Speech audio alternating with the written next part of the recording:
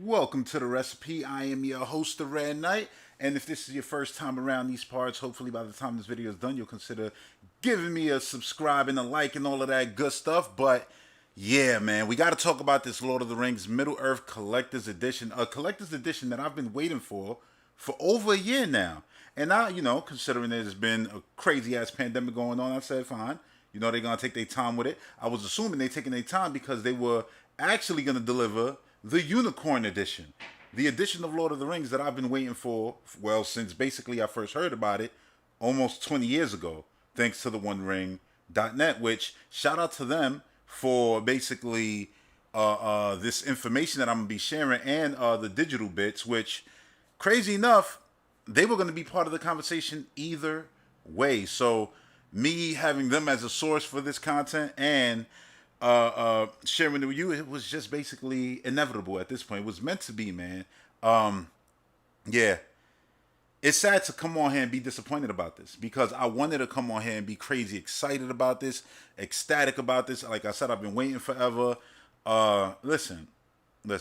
I own the regular DVD box set or the extended ones. I don't own any theatrical versions of Lord of the Rings. Never bothered buying them because we always knew that there would be extended editions coming out in December, so I didn't get the earlier releases earlier in the year.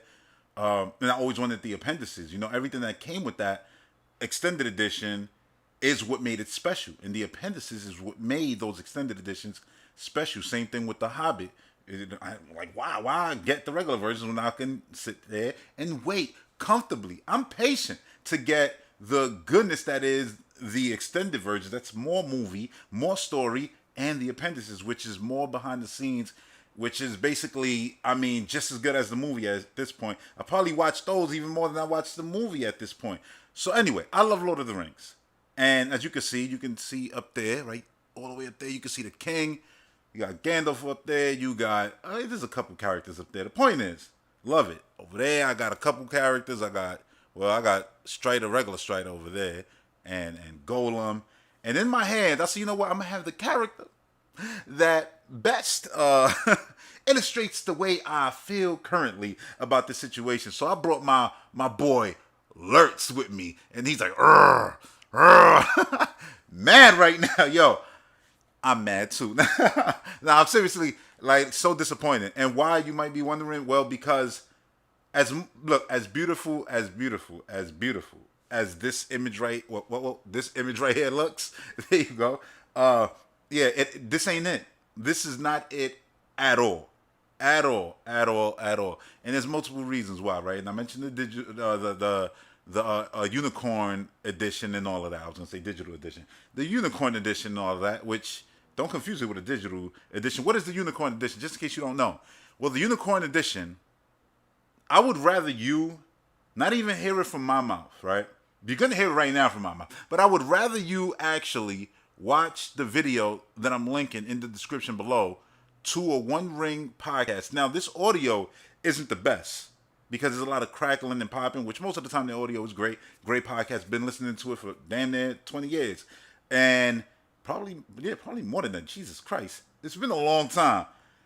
But the point is, it's worth listening to because it will be one of the best things you ever listen to concerning the Lord of the Rings trilogy, the saga, all of it.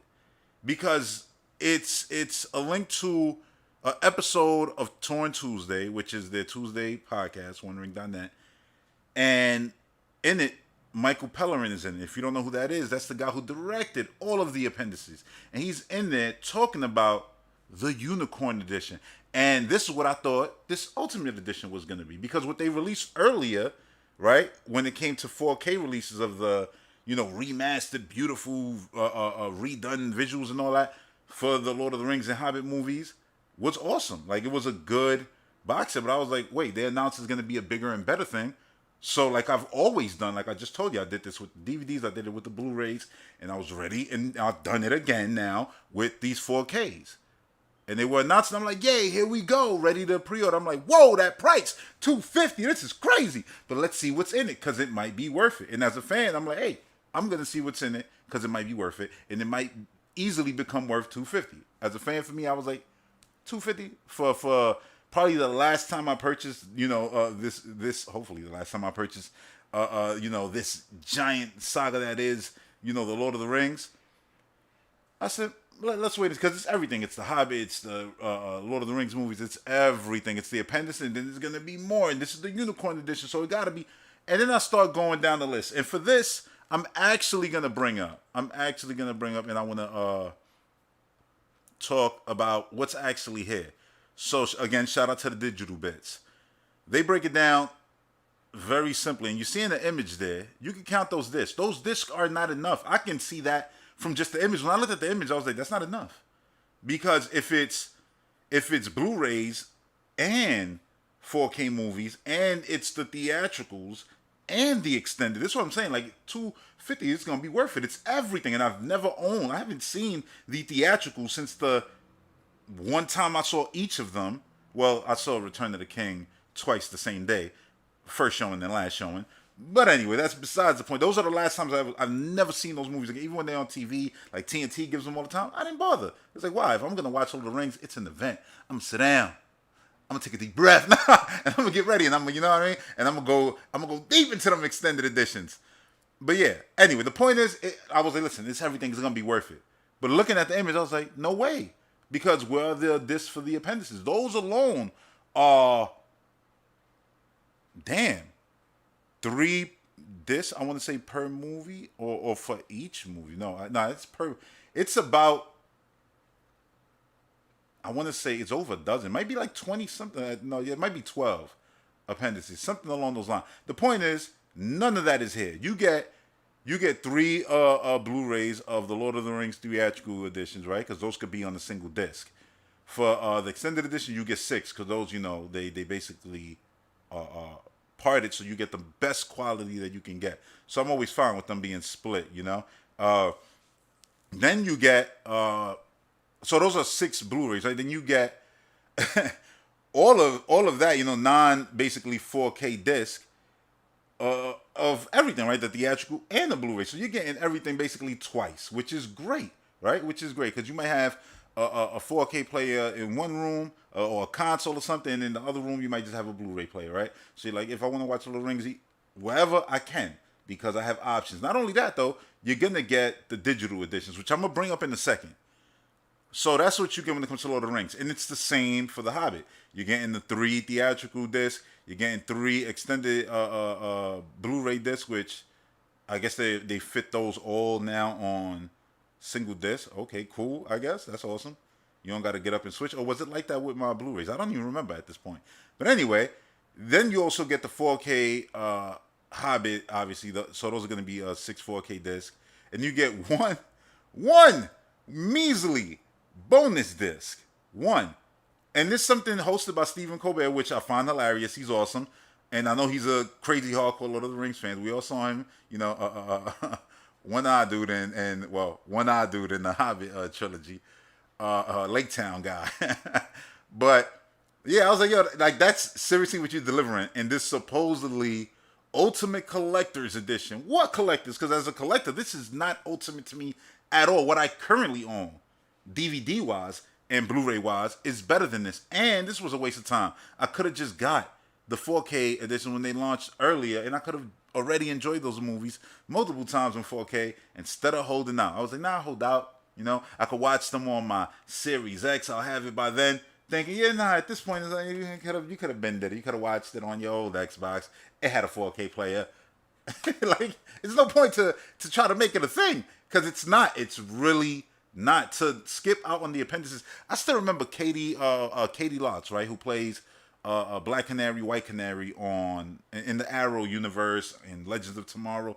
She talked about how like the appendices for her did more than film school did for her. Yes, actual film school. She felt like the appendices were better, and she talked to a lot of people who felt the same.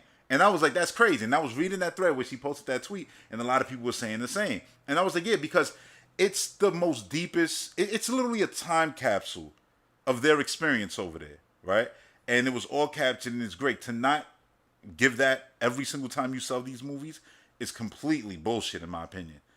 But let's talk about the fact that you do get digital versions of all these movies, which is great, right? Because owning digital versions of all of these is awesome. I don't even own digital versions of Lord of the Rings. I own the digital versions of The Hobbit because obviously those came out later and they were given digital versions with those. So I own those extended digitally.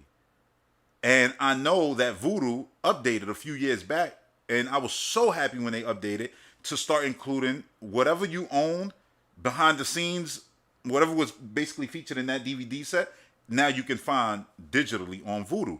So that's why I usually always went to Vudu for everything. Now I think Apple does the same thing where you can see the appendices and stuff like that. So if you shop at Apple, you can do that too.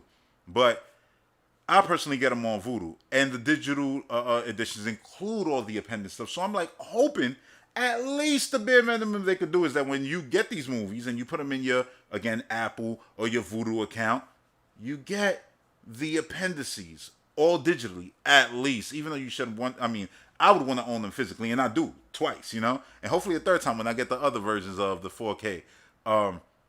But yeah, like that's just crazy to not include it. So the Unicorn Edition. What is the Unicorn Edition exactly? Like I said, I was gonna tell y'all. Now that I got all of that out the way, imagine. And while I'm saying imagine, just know that all of this actually happened. I'm not just saying, oh, imagine theoretically. No, this really happened. It's no different from the Snyder Cut of Justice League, where we were all like, yo, release the Snyder Cut because we know the movie is there, sitting there, done. All you got to do is basically tinker a little bit. Oh, yeah, add some backgrounds to things that were done on green screen. But the movie is there, done.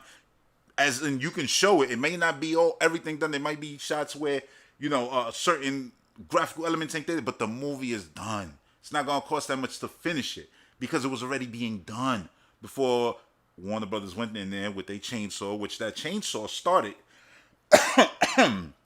with the Hobbit trilogy, because that was the first movie that they gave that mandate of under 3 hours movies had to be, because they wanted them to play a ton in the movie theaters, right? So less time means that they can play more, which is ridiculous because all the Lord of the Rings movies are $1 billion movies. So it was like, why ruin something when it's perfect? But yeah, they continue that all the way to Zack Snyder's movie, right? Zack Snyder's movie finally got released. Yeah, yada, da, da, everything. People were saying, oh, it don't exist. It don't exist. It don't exist. Blah, blah, blah. All that bullshit. We all knew it did. Anybody with a brain knew it did because of what was he doing for 3 years? You know what I'm saying? Like, whatever. I don't even want to get into the Snyder Cut. Point is, it came out. You saw it. It was way better than the theatrical version. So much movie there. Blah, blah, blah. Right? So imagine if I told you that Michael Pellerin, who you're going to see in that podcast that I linked to, and Peter Jackson sat down because Peter Jackson told him 25 years from now, 30 years from now, Warner Brothers is probably going to want some crazy special, you know, epic edition of this, like, you know, they do with the Star Wars movies and all of that. So to be smart and use our sensibilities of today, because we're not going to have these sensibilities 30 years from now. Like, let's be real. Let's just put it all together. Let's put all the scenes in line the way they would go. Post-its on everything. Bam, bam, bam. Lock it up in a goddamn cage. And that's a super extended versions of Lord of the Rings. Those exist.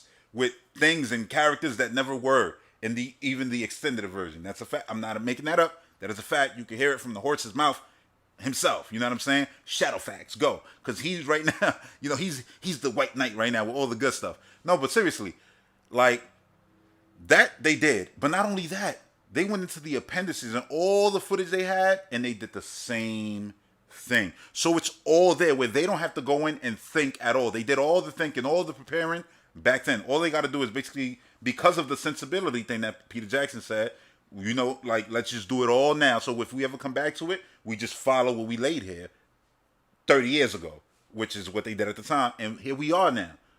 Why doesn't Warner Brothers just go and be like, yo, just drop the bag to Peter Jackson and say, yeah, do that thing real quick. What we know you have. Hell, they have it. It's in their warehouse, in their vaults where they keep shit. You know what I'm saying? And Michael Pellerin, if y'all don't understand, this man has been going back. He's been doing this with Disney movies since back in the day. He's basically the time capsule king of Hollywood. You know what I mean? Who's recorded a ton of stuff that studios don't see any value in.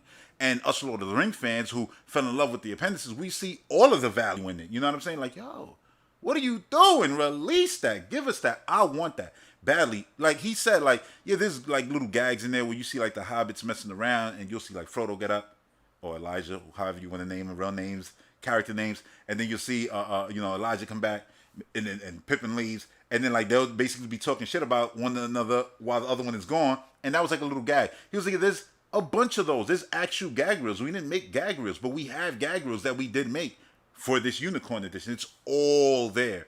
A ton of stuff is there. And that, listen, what they did with Lord of the Rings, it's the biggest indie film ever made, right? That was always the joke about Lord of the Rings. That's important. Like, so important to cinematic history. To just keep that shit in a warehouse collecting dust is crazy to me. Absolutely crazy. So, me having this expectation, thinking that that's what I was finally going to get, and then I see this, and I see, like, little booklets and little art and little cards, and I'm like, I don't care about none of that shit. I want either more movie. Listen, if they were like, you know what, we're not going to give you more movie, just more appendices, then I would have been down. I'm happy. That's what I wanted more than anything. But I want it all. I want more movie. I want more appendices. I want what they actually worked on back then, what I know actually exists, and what you now know because you watched this, and if you never watched that podcast, you're going to hopefully go and listen to it and just sit there, and you're going to be like, yo, the things that this man is saying are crazy out of this world. I don't even remember how old this podcast is, right? And I'm telling you, yeah, I'm going to link it, obviously, but it'll probably be after the fact. So I don't even know how long ago this podcast was, but when I like heard, I've always known about known about the Unicorn Edition, but haven't actually heard him sit there and talk about it for 2 hours and change. I was just like, listen, through all the popping and crackling sounds that was in that episode of the podcast, I was like, yo, this is the greatest thing I've ever listened to.